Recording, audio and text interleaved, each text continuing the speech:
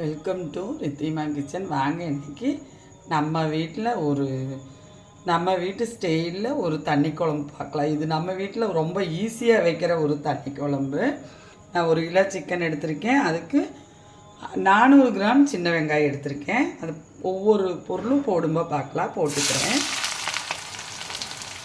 இது நாட்டுக்கோழி இல்லை, நான் கிராஸ் கோழியில் தான் செய்ய போகிறேன். பாருங்கள், இவ்வளவு கருகாப்பில்லும் போட்டுருவேன். இந்த குழம்புக்கு வெள்ளைப்பூண்டை விட ஒரு துண்டு இஞ்சி கம்மியாக தான் போடணும். வெள்ளைப்பூண்டு நான் ஒரு 10 எடுத்துருக்கிறேன். இஞ்சி இவ்வளோ சின்ன பீஸு தான் எடுத்துருக்கேன், அதுவும் போட்டுக்கிறேன்.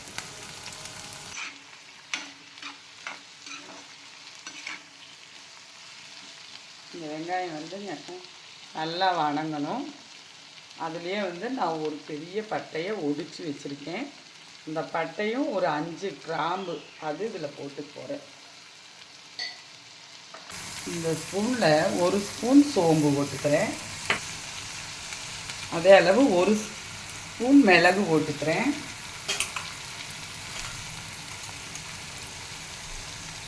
ஜீரகம் 1 ஸ்பூன் போட்டுக்கிறேன். பாருங்கள், கசகசாவும் ஒரு 3/4 ஸ்பூன் போட்டுக்கிறேன்.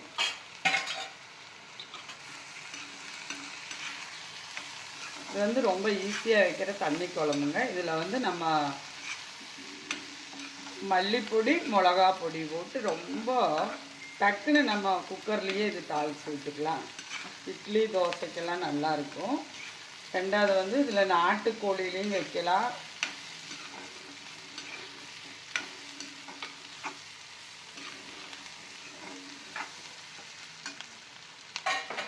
அது எப்படி செய்கிறதுன்னு ஒரு நாள் காட்டுறேன்.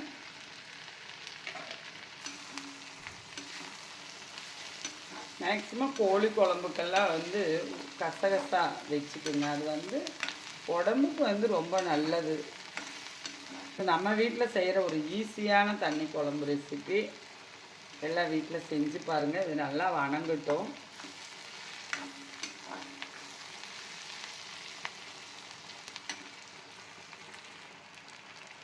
பாருங்கள், இதுலேயே நான் 2 பச்சை மிளகா, காரம் இல்லை எனக்கு, இது அவ்வளவு காரம் இல்லை, சின்ன சின்னதாக 2 பச்சை மிளகாயும் போட்டு போகிறேன்.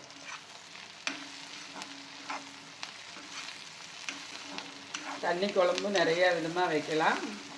வீட்டுக்குமே வித்தியாசமாக வைக்கிற ரெசிபி இது, இந்த தண்ணி குழம்பு.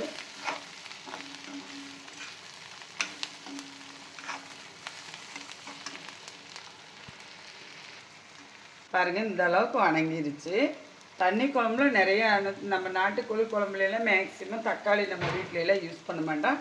நம்ம இந்த குழம்பு வைக்கிறதுக்கு தக்காளி யூஸ் பண்ணுறேன். நான் ஒரு தக்காளி கட் பண்ணி வச்சுருக்கேன், அதையும் இதுலேயே போட்டுப்போம். அதுவும் போட்டு நல்லா வணக்கி விட வேணும். நல்லா ஒரு கலர் மாறி வருங்க. இந்த வெங்காயத்தோடது பூண்டோடது இதெல்லாம் நல்லா கலர் மாறும். அதே போல் இன்னொரு விஷயம் என்ன தெரியுமா, நாங்கள் எங்கள் வீட்டில் மல்லி பொடிக்கிறதுல ஜீரகம் குருமிளகு எல்லாம் சேர்ந்து பொடிச்சு வைப்போம், தனியாகவும் பொடிச்சு வைப்போம். ஆனால் நான் இப்போ இதுக்கு இந்த குழம்புக்கு யூஸ் பண்ண போகிறது தனி மல்லி. உங்கள் வீட்டிலலாம் நீங்கள் அப்படி பொடிச்சு வச்சுருந்தீங்கன்னா இந்த குருமிளகு ஜீரகம் போடுறது கம்மியாகவே போட்டுக்கலாம்.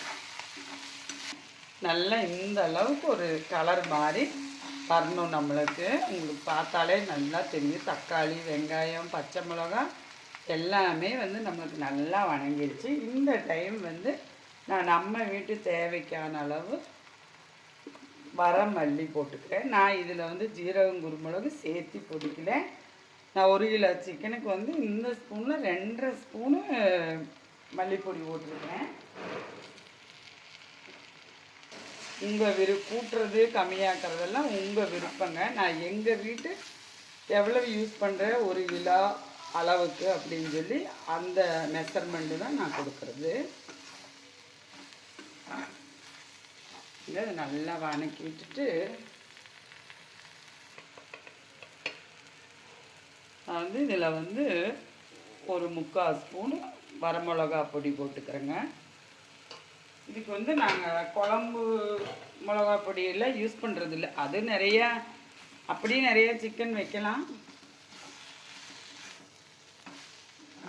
நம்ம வீட்டில் இது ஒரு விதமான தண்ணி குழம்பு. ஈஸியாக நம்ம குக்கர்லேயே தாளித்து வச்சிடலாங்க.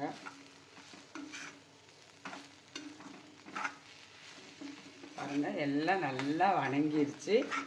இது நான் நல்லா நைஸாக பேஸ்ட் பண்ணிவிட்டு வந்துட போகிறேன். அடுப்பை ஆஃப் பண்ணிவிட்டு இந்த சூடு எனக்கு போதுமான அளவு. பின்ன அரைச்சிட்டு வந்துட்டு நம்ம தாளிப்பை பார்க்கலாம். குக்கர் அடுப்பில் வச்சு எண்ணெய் 1.5 ஸ்பூன் விட்டுருக்குறேன். நான் தேங்காய் எண்ணெய் தான் விட்டுருக்குறேன். நீங்கள் என்னென்ன யூஸ் பண்ணுவீங்களோ யூஸ் பண்ணிக்கலாம். அரை பெரிய வெங்காயம் கட் பண்ணி வச்சுருக்கிறேன். அதே போல் ஒரு 3 சின்ன சின்ன வரமிளகா 3 கட் பண்ணியிருக்கிறேன். நல்லா 3 கொத்து கருகாப்பில் அது உருவி வச்சுருக்கேன். இதில் நம்ம கடுகோ பட்டை பிரியாணியில் எதுவும் போடல. வெங்காயம் நல்லா பொரியட்டும். இல்லைன்னு சொல்லிச்சுன்னா இந்த குழம்புக்கு நம்ம பெரிய வெங்காயம் போட்டிருக்கிறோமில்லவா, அதனால் ஒரு இனிப்பு சுவை எப்பளும் நம்ம பெரிய வெங்காயம் யூஸ் பண்ணும்போது மட்டன் சிக்கனுக்கெல்லாம் நல்லா பொரிய விட்டுட்டோம்னா உங்களுக்கு அந்த இனிப்புத்தன்மை அவ்வளோ வராது.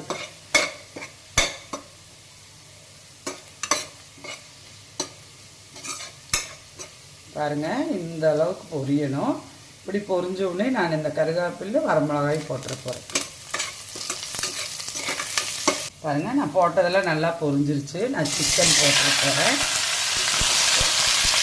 மேக்ஸிமம் எல்லாம் கலந்து தான் எடுத்துருக்கிறேன். எலும்பு சதை பீஸு எல்லாம் கலந்து தான் எடுத்துருக்கேன். அப்புறம் குழம்பு வைக்கிறதுக்கெல்லாம் நம்ம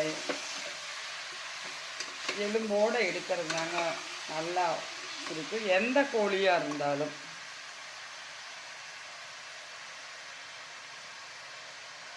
இப்போ இந்த குழம்புக்கு தகுந்த உப்பும் போட்டுற போகிறேன்.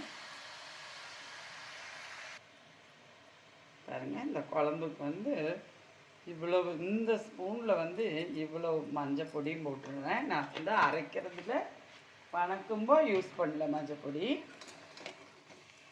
தோசை சாப்பாட்டோட எல்லாத்துக்கூட இது மேட்ச் ஆகும். இந்த குழம்பு நம்ம அந்த தண்ணி குழம்பு நிறைய விதமாக வைக்கலாங்க.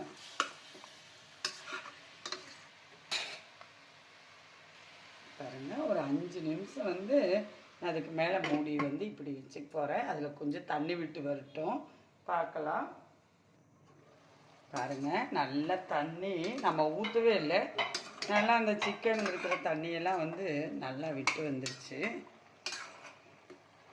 இந்த டைம் நம்ம அரைச்சி வச்சுருக்கிற பேஸ்ட்டை ஊற்றிடுவோம்.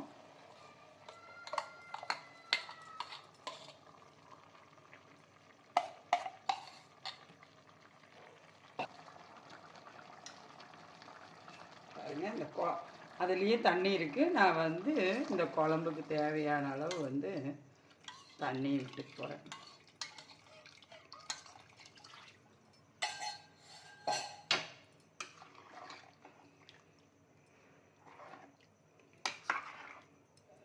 நீங்கள் உப்பு காரம் எல்லாமே பார்த்துக்கலாம். நான் உப்பு காரமெல்லாம் போட்டிருக்கிறது எல்லாமே எனக்கு கரெக்டாக இருக்கும். அதனால நான் பார்க்கறதில்ல.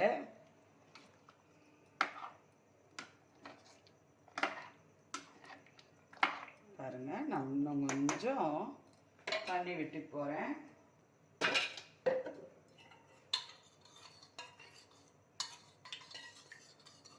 ஆல்ரெடி நம்ம சேனலில் சிக்கன் குழம்பு போட்டிருக்கோம். அதுவும் பாருங்கள், இது செஞ்சு பாருங்கள், எப்படி இருக்குன்னு சொல்லுங்கள்.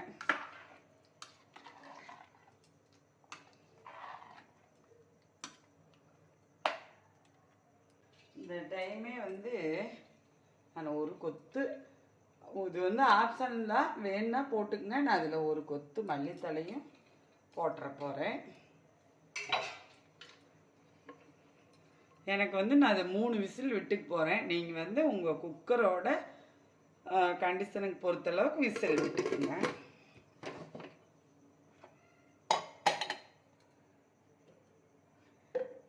மூணு விசில் விட்டுட்டு பார்க்கலாம். பாருங்கள், நம்மளுக்கு விசிலெல்லாம் அடங்கிருச்சு. பாருங்கள் குழம்பு ரெடி ஆயிடுச்சு. பாருங்கள் எனக்கு இந்த அளவுக்கு திக்னஸ்ஸு வேணும். தண்ணி மாதிரி தான் இருக்குது பார்த்தீங்களா. வந்து நான் அடுப்பு வந்து ஆனில் தான் வச்சுருக்கேன். எப்பளும் குக்கரில் வைக்கும்போது இப்படி 2 கொதி கொதிச்சிருச்சுன்னா நம்மளுக்கு இது போதுமான அளவுங்க. வாங்க நம்ம வீட்டில் தட்டு இட்லி கூட இந்த தண்ணி குழம்பு சாப்பாடு, சிக்கன் தண்ணி குழம்பு சாப்பாடலாம் எல்லோரும் வீட்டில் செஞ்சு பாருங்கள்.